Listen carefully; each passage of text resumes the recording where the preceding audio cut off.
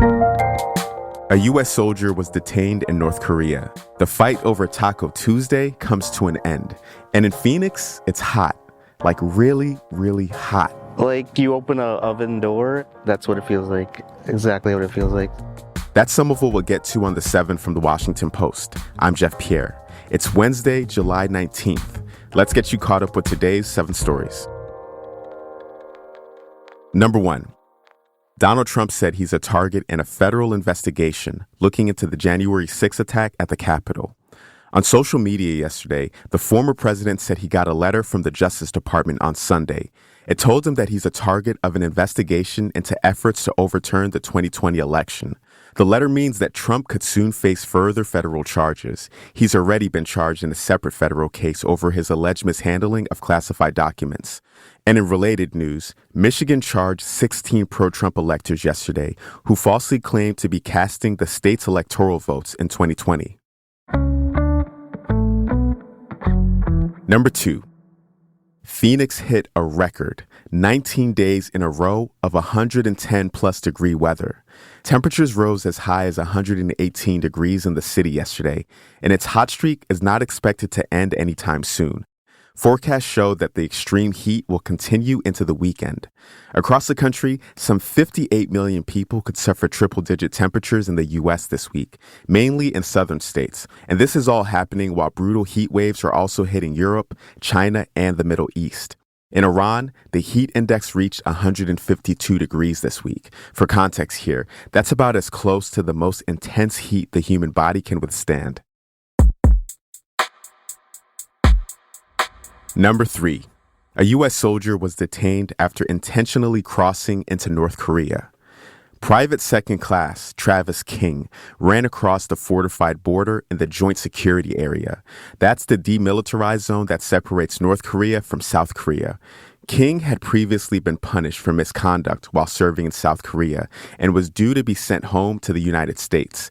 U.S. Defense Secretary Lloyd Austin addressed the situation yesterday. One of our service members who was on a tour willfully and without authorization crossed the military demarcation line. In terms of my concerns, I'm absolutely foremost concerned about the welfare of our troop. And so we will remain focused on this. And again, this will develop in the next several days and hours, and we'll keep you posted. King is the first American to be held by North Korea in nearly 5 years, and tensions were already high between the U.S. and North Korea. Number 4. Russia carried out a wave of attacks in southern and eastern Ukraine yesterday. Russia said the strikes were retaliation for Monday's deadly explosion on the Crimean Bridge. Attacks on the port city of Odessa continued overnight. At the bridge, Russian officials said traffic has partially resumed after the strike by Ukrainian forces. The bridge is a crucial link between mainland Russia and Crimea, which Moscow illegally annexed in 2014 and has since occupied.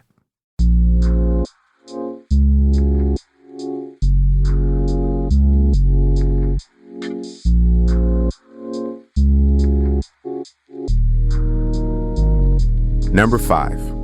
More people are dying from mixing opioids with cocaine and meth. A CDC analysis released this morning shows that the age-adjusted rate of overdose deaths involving both opioids and cocaine nearly quintupled between 2011 and 2021. And in 2021, nearly 80% of cocaine overdose deaths also involved an opioid. More people are dying from mixing meth with opioids too. Researchers believe that most of these deaths result from people mixing the drugs on purpose, rather than accidentally consuming cocaine contaminated with fentanyl.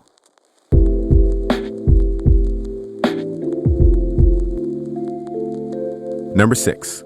The Powerball jackpot has hit $1 billion for the third time in its history. The next drawing is tonight.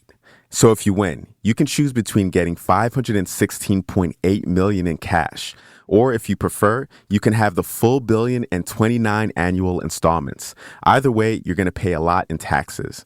But don't get too carried away. You're 216 times more likely to be struck by lightning than to win the draw.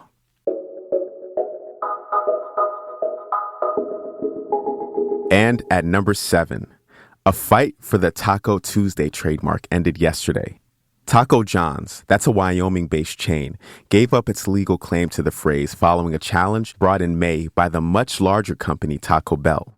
The decision means that any company outside of New Jersey where a different chain has the rights to the phrase can now use Taco Tuesday to promote its food. And just like that, you are all caught up. But before you go, the final episode of Field Trip drops today. Lillian Cunningham takes you to Alaska to visit gates of the Arctic National Park and Preserve. You're going to want to hear this one. Search for Field Trip wherever you listen to podcasts. I'm Jeff Pierre, and I will meet you back here tomorrow.